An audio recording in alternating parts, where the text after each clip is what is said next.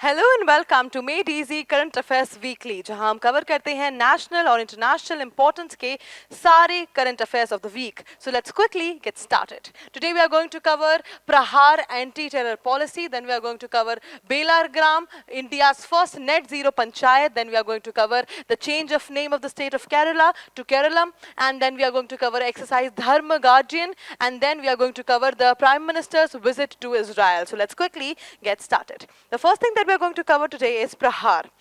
प्रहार जो कि एक नेशनल काउंटर टेररिज्म की पॉलिसी है. We all know that we have been facing, India has been facing the problem of terrorism since a long time now. अब बहुत time हो चुका है हमें ये प्रॉब्लम फेस करते हुए, and it is high time कि हम एक ऐसी पॉलिसी निकालें जो बेनिफिशियल हो और इस चीज़ पे काम करें, एंटी टेररिज्म पे. तो हमने Prahaar we have launched. Let us understand what exactly it is. This was launched by the ministry of home affairs. ये मिनिस्ट्री ऑफ होम अफेयर्स के द्वारा लॉन्च की गई थी as India's first national counter terrorism strategy.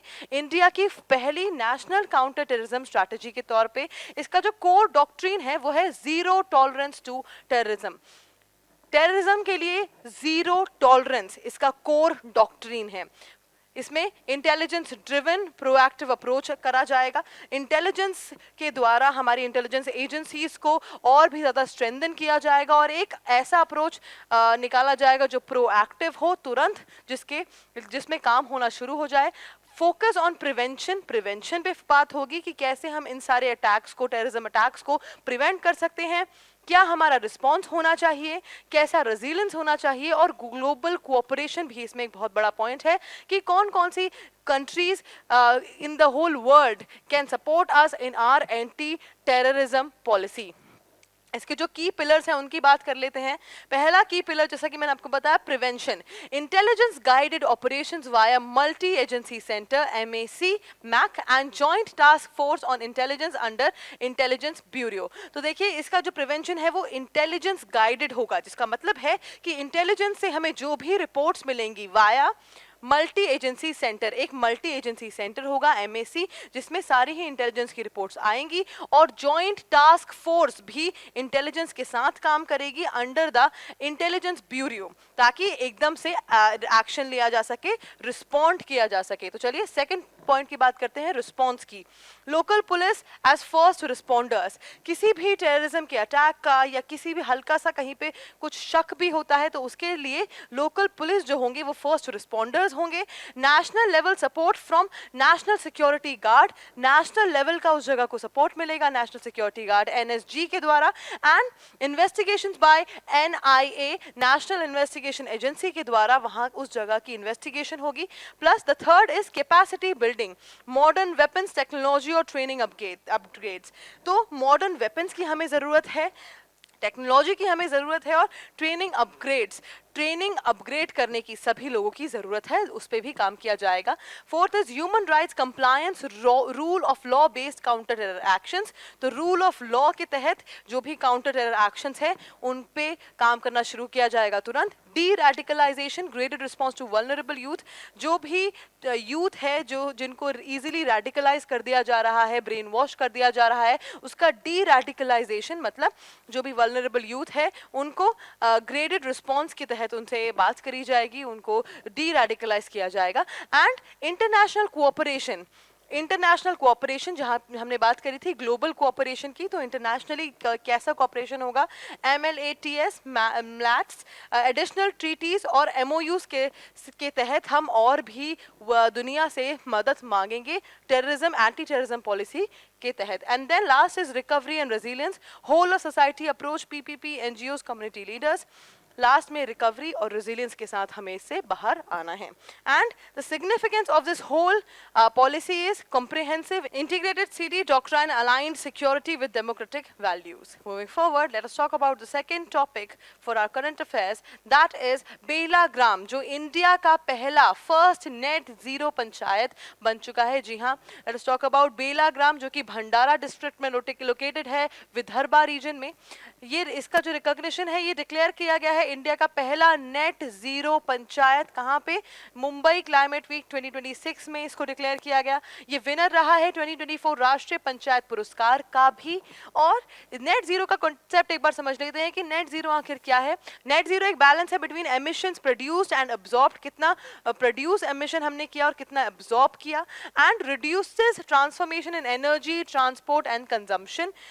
ये जो की initiatives हैं विलेज के द्वारा वो क्या है, late us understand that. Plantation of 90,000 plus trees, तो जितना भी एमिशन हम प्रोड्यूस कर रहे हैं वो सारा हम अब्सॉर्ब भी कर ले। कैसे? 90,000 ट्रीज इन्होंने प्लांट करी है। शिफ्ट फ्रॉम ट्रेडिशनल चूल्हा टू एलपीजी, ट्रेडिशनल चूल्हा से एलपीजी में शिफ्ट किया गया है। सोलर पैनल्स का इंस्टॉलेशन किया गया है। वेस्ट सेग्रीगेशन एंड प्लास्टिक को एलिमिनेट किया गया है। और कम्युनिटी लेड क्लाइमेट गवर्नेंस यहाँ पे हुई है।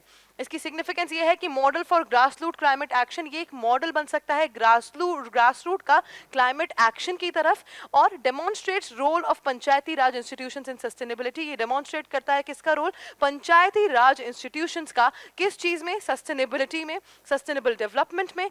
ये रोल उनका दिखाता है कि कैसे पंचायती राज एक बहुत ही ज्यादा इंपॉर्टेंट रोल प्ले करते हैं, कैसे हम ग्रासरूट लेवल से शुरू कर सकते हैं, और कैसे ये सारी चीजें हर एक विलेज, हर एक पंचायत कर सकती है। Moving forward, let's talk about the third topic which is Keralam, renaming of Kerala. तो जी हाँ, The state of Kerala has been renamed to Keralam, और ये जो डिसीजन था union cabinet has approved this, the renaming of Kerala to Keralam। तो जो union cabinet है उन्होंने केरला का नाम रीनेम करने के लिए, केरलम करने के लिए अप्रूव कर दिया है। और इसका जो हिस्टोरिकल बैकग्राउंड है वो है Malayalam speaking regions earlier divided among princely states. तो जितने भी मलयालम स्पीकिंग रीजन्स थे उनको प्रिंसली स्टेट्स में पहले डिवाइड किया गया था। Travancore and Kochi merged in 1949, Travancore Cochin. Okay, so 1949 में इनको मर्ज किया गया, ट्रेवैंकोर और कोची को। फिर स्टेट का फॉर्मेशन हुआ 1956 में अंडर स्टेट्स रीऑर्गेनाइजेशन एक्ट। इसका जो कॉन्स्टिट्यूशनल प्रोसेस था अंडर आर्टिकल 3 वो था पार्लियामेंट नई स्टेट्स फॉर्म कर सकती है, ऑल्टर कर सकती है बाउंड्रीज और एरियाज, और चेंज कर सकती है स्टेट्स के नाम। इसका जो प्रोसीजर है वो है प्रेसिडेंट का रिकमेंडेशन इसमें रिक्वायर होता है। State legislators views sought not binding, state legislator के व्यूज भी सॉट किए जाते हैं, पूछे जाते हैं, लेकिन ये कोई बाइंडिंग नहीं है। सिंपल मेजॉरिटी सफिशिएंट होती है अंडर आर्टिकल 4। ओके, और इसका जो सिग्निफिकेंस है वो रिफ्लेक्ट करता है कि लिंग्विस्टिक कल्चरल आइडेंटिटी रिफ्लेक्ट करता है, और शो करता है federal procedures for territorial changes.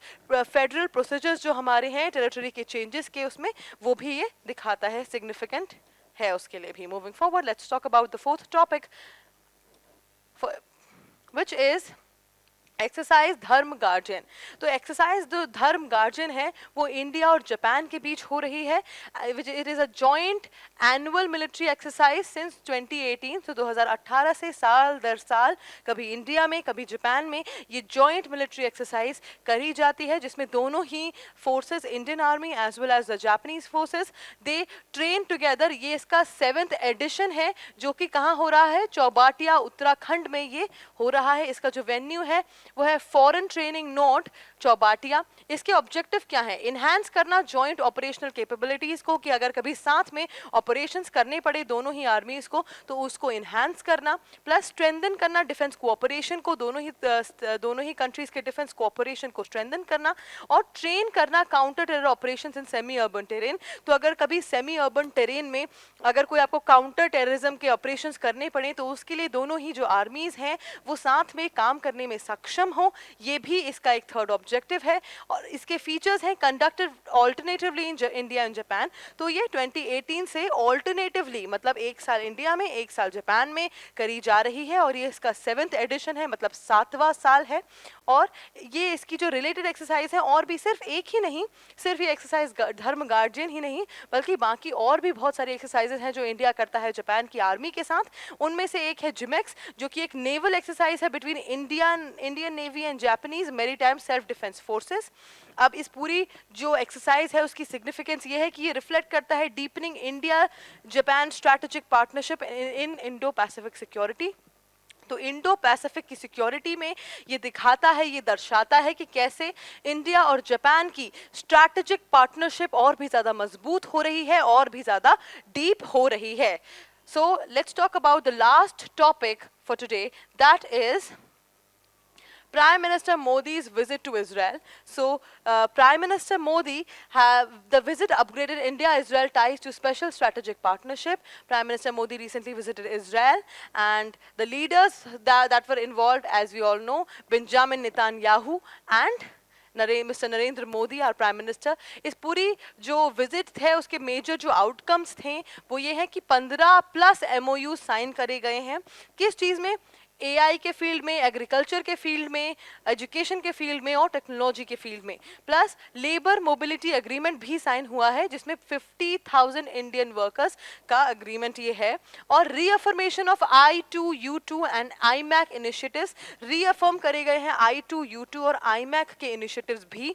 और जो जियोपॉलिटिकल इम्प्लीकेशंस हैं उसके ये हैं कि occurred Amit Gaza conflict criticism. तो ये गाजा के जो कॉन्फ्लिक्ट की क्रिटिसिज्म हो रहा था कि India has not taken a stand for Gaza, there is no stand, उसके बीच में ये इजराइल के साथ ये विजिट हुआ। That is why it is important geopolitically. India रीआइटरेटेड indirect support for 2-state solution involving Israel and Palestine. तो India ने रीआइटरेट किया इनडायरेक्ट सपोर्ट किस चीज़ में? 2 states के सोल्यूशन में, जो किसको इन्वॉल्व करता है? Israel and Palestine. And it raises debate on India's balanced West Asia policy. ये रेस करता है डिबेट्स किस चीज़ में? इंडिया की जो बैलेंस थी वेस्ट एशिया पॉलिसी वो एक तरफ को इंक्लाइंड होती दिख रही है, इसीलिए ये एक डिबेट, ये एक हॉटली डिबेटेड टॉपिक बनता है। प्लस इसकी जो स्ट्रैटेजिक सिग्निफिकेंस है वो ये है कि ये स्ट्रेंथन करता है हमारी डिफेंस, टेक्नोलॉजी और इकोनॉमिक टाइज को भी with Israel, and tests India's traditional strategy autonomy in the region। Test करता है इंडिया की जो ट्रेडिशनल ऑटोनॉमी स्ट्रैटेजीज थी, जिस तरीके से इंडिया इतने समय से चलता आ रहा था, उसको भी ये टेस्ट करता है। कहाँ पे? पूरे रीजन में। Alright, so we have discussed the 5 most important current affairs in news this week, and that is it for today. I will see you next week with another deep dive video. Until then, bye bye, take care.